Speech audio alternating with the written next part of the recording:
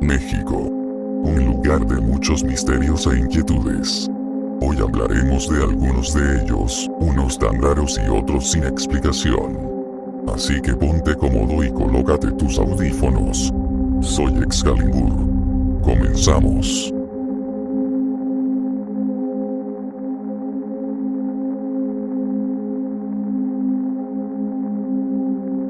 En la década de los 90 y principios de los 2000, en el Canal 5 se transmitía una cápsula especial de Servicio a la Comunidad, en la que se solicitaba la ayuda de los televidentes para localizar a personas desaparecidas.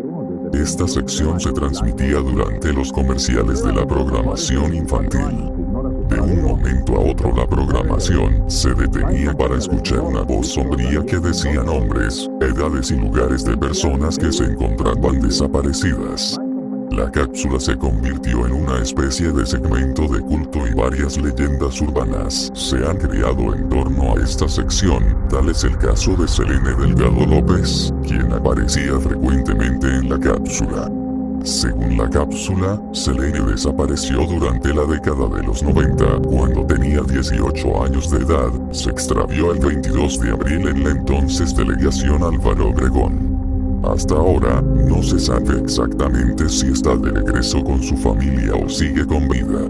Al parecer sus parientes presuntamente la buscaron por 8 años.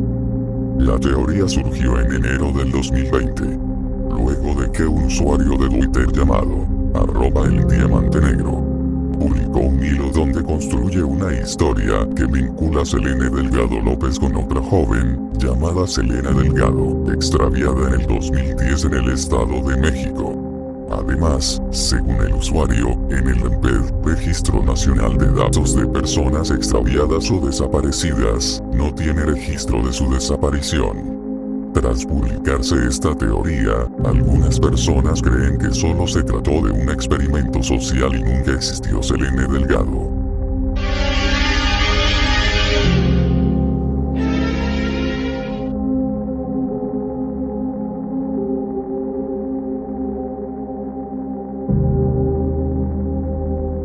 La primera vez que se escuchó hablar del chupacabras fue en la isla de Puerto Rico en 1995, cuando Madeleine Tolentino declaró haber sido su víctima. De acuerdo con su testimonio, el chupacabras es parecido a un extraterrestre, de baja estatura y con picos en la espalda. Con el paso de los días los testimonios de los puertorriqueños fueron aumentando, haciendo responsable a la bestia de la muerte de ganado. En México, el chupacabras comenzó a hacerse popular en 1996, cuando las televisoras principales comenzaron a difundir el humor durante las transmisiones del noticiero. Poco a poco la versión mexicana del asesino de ovejas comenzó a nutrirse de dramatismo y los testimonios de víctimas humanas comenzaron a hacerse presentes. Por su parte, la población rural comenzó a organizar guardias para cazar a la bestia sin éxito. La histeria llegó a tal grado que los policías locales empezaron a organizarse para proteger a la población. Mientras tanto, las televisoras aumentaron el tiempo destinado al tema en sus transmisiones.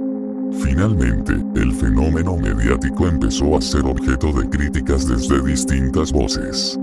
Así como el asesinato del candidato Colosio, las devaluaciones y el autoritarismo del régimen priista parecían la excusa perfecta para el montaje de un drama distractor. Entonces, el chupacabras comenzó a ser utilizado como una metáfora que refería al presidente Carlos Salinas de Gortari y los problemas de corrupción de la clase política. Así empezando a crear cortinas de humo para ocultar lo que en realidad estaba pasando en el pueblo de México. Pocos lo saben, pero en México, al igual que en Estados Unidos, el gobierno nacional ha contado con un servicio de inteligencia, de cuyas filas surgió un héroe sin nombre, a quien se le atribuye haber evitado una invasión estadounidense a México. Tras los años de la revolución, el país comenzó su consolidación como Estado-nación. La necesidad de una soberanía nacional llevó a los gobiernos postrevolucionarios a adoptar políticas que trastocaron intereses de grandes transnacionales, y que por supuesto no fueron bien vistas por el gobierno del vecino país del norte. Fue así que en 1927 el presidente Plutarco Elías Calles trabajaba en diversos cambios para poder reformar al país, afectando con ello de manera directa e indirectamente los intereses extranjeros, motivo por el que era mal visto por el gobierno estadounidense, cuyos intereses en el petróleo y en otras riquezas nacionales se vieron afectados con las reformas a la ley que sentaron las bases para la expropiación petrolera, lo que hizo que la relación con Estados Unidos fuera demasiado tensa. La muestra de esta desconfianza y recelo contra México quedó plasmada en agosto de 1926, cuando el entonces secretario de Estado Frank Kellogg escribió: "El gobierno de México es verdaderamente bolchevique y trata de expandir las doctrinas comunistas no solo a los países vecinos de Centroamérica, sino a Sudamérica y parte sur de los Estados Unidos". Pero además, a comienzos de los años 20, México había establecido relaciones con la Unión Soviética, lo que sin duda inquietó y para nada agradó a la administración del gobierno estadounidense.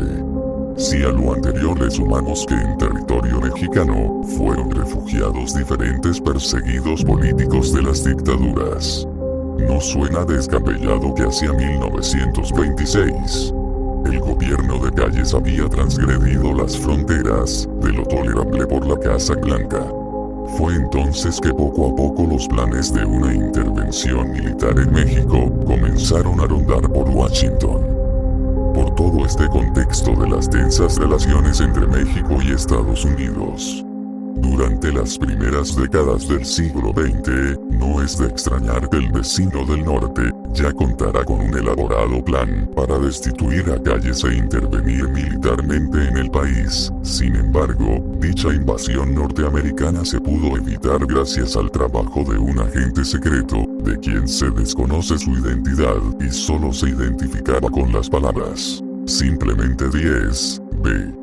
De este modo fue gracias a que el agente 10B logró filtrar documentos confidenciales de la embajada estadounidense, los cuales se hicieron llegar hasta al presidente, que un conflicto de mayor magnitud pudo ser evitado. Este misterioso agente, de quien se desconoce prácticamente todo, pues no se sabe si fue hombre o mujer e incluso a qué nacionalidad pertenecía, escribió más de 300 reportes con información clasificada. Según se tiene registro, en 2 años de actividad 10B consiguió copias de los planes de colores, planes que consistían en ataques armados e intervenciones militares contra Cuba y Centroamérica, así como casi 7.000 memorándums con mapas militares y cartas del Departamento de Estado y Defensa de los Estados Unidos. Fue justamente por uno de estos memorándums de fecha, 9 de febrero de 1927, cuando 10B comunica: el presidente estadounidense Calvin Coolidge ha decidido invadir México poniendo en operación el Plan Verde. Le informo que en la Casa Blanca se están ultimando todos los preparativos para desarrollar una nueva política sobre México. Durante las 2 semanas entrantes del presente marzo se llegará hasta la intervención armada. Ya se ha sacado para su estudio el Plan Verde. Respetuosamente 10B. Con estos delicados documentos en sus manos, el presidente Calles decidió tomar acciones inmediatas e implementó lo que hasta ahora se conoce como una de las medidas más arriesgadas de la historia política de México, pues envió copia de los archivos entregados por 10B directamente al presidente de los Estados Unidos, Calvin Coolidge, quien de inmediato ordenó verificar la veracidad de los mismos. Junto a la copia de los documentos, Calles escribió: los siguientes documentos fueron entregados a las autoridades mexicanas, sin haber sido solicitados como gesto de buena voluntad, los regresamos. Para estas alturas, el gobierno estadounidense tenía una fuerte red de espías en todo México y sospechaban que varios de sus archivos estaban siendo filtrados. Pero a pesar de hacer varias limpiezas de personal, nunca se dio con el agente 10B. A raíz de las filtraciones, se iniciaron negociaciones bilaterales entre ambas naciones. Coolidge prometió no invadir el territorio nacional, mientras que Calles aceptó revelar el nombre de todos sus agentes secretos con la condición de que los que se encontraran presos fueran liberados y nunca pudieran ser enjuiciados. La osada acción de Calles funcionó, e incluso se instaló una línea secreta entre el Palacio Nacional y la Casa Blanca. Por su parte, el agente 10B mandó su último reporte de fecha, 23 de mayo de 1927, después del cual desapareció completamente y hasta la fecha nadie conoce su identidad. Pero sin duda fue un personaje crucial para la historia reciente del país y la defensa de la soberanía.